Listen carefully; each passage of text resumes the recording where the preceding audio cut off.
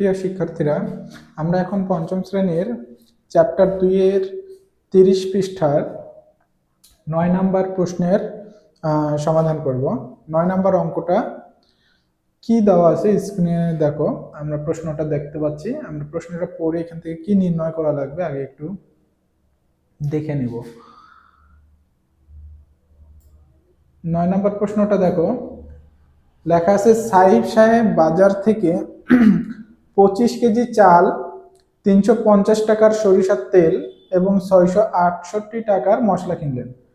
প্রতি কেজি চালের মূল্য 72 টাকা। তিনি দোকানদারকে 3000 টাকা দিলেন। দোকানদার তাকে কত টাকা ফেরত দেবেন? আচ্ছা, দোকানদার তাকে মোট খরচটা রেখে বাকি টাকা ফেরত দেবেন, আমরা জানি। তাহলে মোট খরচটা আমাদেরকে বের করতে হবে। দোকানদারকে সে 3000 টাকা দিছে, দোকানদার মোট খরচ যেটা হয়, সে যা যা কিনছে সেই দাম, মোট খরচটা রেখে বাকি টাকা তাকে ফেরত দেবে। এখন মোট খরচটা কত টাকা এটা আমাদের বের করতে হবে। মোট খরচ কিভাবে বের করবো? 25 কেজি চালের দাম যোগ 350 টাকার সরিষার তেল যোগ 688 টাকার মশলা কিনছেন, এই তিনটা যোগ করলে আমরা মোট খরচের পরিমাণটা পেয়ে যাব। এখন 25 কেজি চালের দাম আমাদের বের করতে হবে, তার জন্য কিন্তু আমাদের 1 কেজি চালের দাম জানা লাগবে। আর 1 কেজি চালের দাম কিন্তু আমাদের বলে দিছে, দেখো 72 টাকা। তাহলে আমরা অঙ্কটা সমাধান করতেছি বোর্ডে। দেখো, ফার্স্টে আমাদের 25 কেজি চালের দাম বের করে নেব। তার জন্য 1 কেজি চালের দাম কিন্তু আমাদের জানা লাগবে। 1 কেজি চালের দাম বলে দিছে, তাহলে তুলে নিলাম 1 কেজি চালের দাম 72 টাকা। তাহলে 25 কেজি চালের দাম অবশ্যই বেশি হবে, আর বেশি হলে আমাদের গুণ করা লাগবে, আমরা জানি। 25 কেজি চালের দাম কয় টাকা হবে? তাহলে 1 কেজি চালের দামের সাথে 25 গুণ করলেই আমরা 25 কেজি চালের দাম পাবো। তাহলে 1 কেজি চাল 72 টাকা, এর সাথে 25 গুণ করলাম, তাহলে 25 কেজি চালের দাম পাবো। 5 দুগুণ 10, 10-এর শূন্য বসবে, হাতে থাকে 1, 5-7 35, আর হাতের 1 যোগ করলে 36। দ্বিতীয় লাইনে প্রথম ঘর শূন্য বসলো, 2 দুগুণ 4, 7 দুগুণ 14, তাহলে শূন্য, 6 আর 4-এ 10, 10-এর শূন্য বসবে, হাতে থাকে 1, 3 আর 4-এ 7, 7 আর হাতের 1 যোগ করলে 8 হবে 1। তাহলে 1800 টাকা, 1800 টাকা। দেখো, তাহলে মোট 25 কেজি চালের দাম আমরা পেয়ে গেছি। এখন আমাদের তেলের দাম, সরিষার তেলের দাম আর মশলার দাম কিন্তু দিয়ে দেওয়া আছে। তাহলে আমরা সরিষার তেলের দাম বের করব, তুলে নিব। যে সরিষার তেল 350 টাকা, তাই না?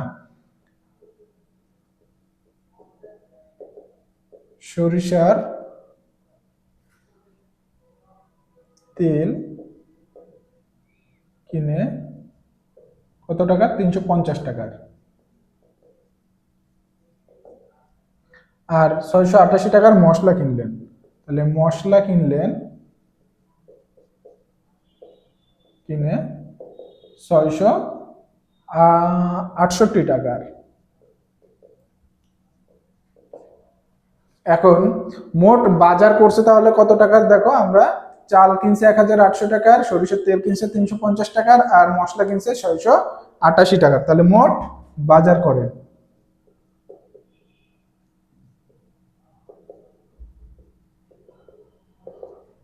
মোট বাজার করেন 1800 টাকার চাল যোগ 350 টাকার তেল যোগ 668 টাকার মশলা।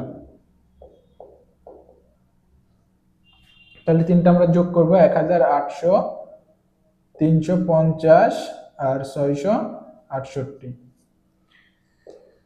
তাহলে দেখো, 008 যোগ করলে 8 হবে, 5 আর 6 11, 11-র 1 হবে, হাতে থাকে 1, 8 আর 3-এ 11, 11 আর 6-এ 17, 17 আর হাতের 1 যোগ করলে 18, 18-র 8 হবে, হাতে থাকে 1, হাতের 1 আর 1 যোগ করলে 2 হবে, তাহলে 2818 টাকা। 2818 টাকা। তাহলে এত টাকার মোট সে কি করছে, বাজার করছে চাল, তেল এবং মশলা। আর দোকানদারকে 3000 টাকা দিছে, তাহলে দোকানদার 2818 টাকা রেখে বাকি টাকা তাকে ফেরত দিবে। তাহলে আমাদের বের করতে হবে যে দোকানদার তাকে কত টাকা ফেরত দেবেন। তাহলে দোকানদারকে দিল মোট কত টাকা, এটা আগে লিখে নিব। দোকানদারকে দিল 3000 টাকা, বা দোকানদারকে দেয় কত টাকা, 3000 টাকা। তাহলে দোকানদার ফেরত দিবে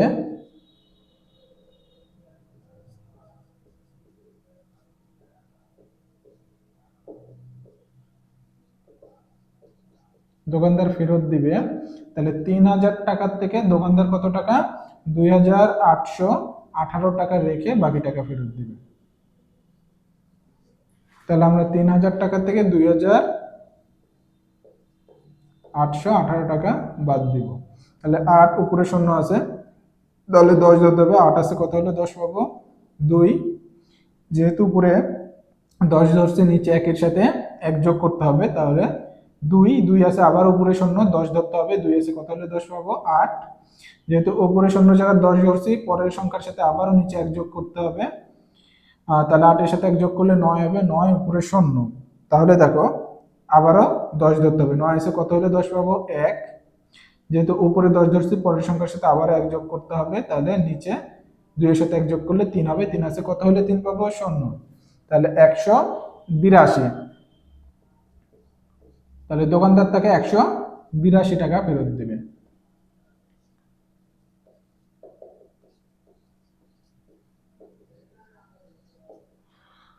আশা করি তোমরা অঙ্কটা বুঝতে পারছো। অঙ্কটা তোমরা একটু নোট করে রাখবে, পরবর্তীতে যখন তোমরা বাসায় নিজেরা না দেখে এটা প্র্যাকটিস করবে, তখন যদি তোমাদের কোথাও প্রবলেম হয় বা বুঝতে না পারো, আটকে যাও, তাহলে নোট করা এই অঙ্কটা দেখে তোমরা বুঝে খুব সহজেই করতে পারবে।